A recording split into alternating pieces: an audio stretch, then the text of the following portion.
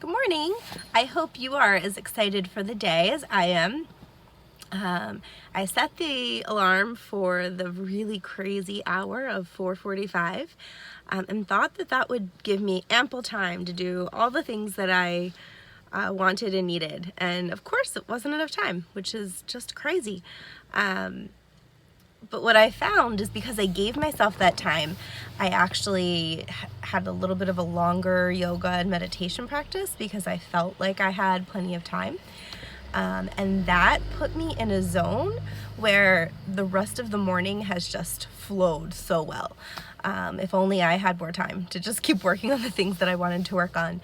But let me tell you how this all works out. So, I did my yoga, I did my meditation, I did breakfast, I had a little time with Dwayne, and he left for work, and I had a few paperwork things that I needed to do online, and then I reconnected with somebody, and I just started getting things done in this really fluid way where one thing led to another, the way that it was meant to be. And I feel really confident that that's because I was in that zone. I was in the flow. And then I was just knocking things off my list, getting ready to go. And suddenly it was time to go, and I was still not dressed, and the kitchen was a mess. And I was like, ah! So I jump up and just spring into action, get my things ready. I got into the car. It was a few minutes later than I should have been. So I let my bosses know I was going to be a few minutes late. Their immediate answer was no rush, which made me feel really good.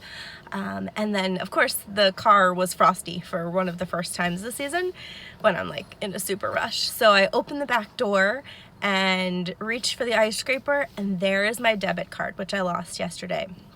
And just a little thing, when you lose something, the more you panic and stress about it, the harder it's going to be to find it, right?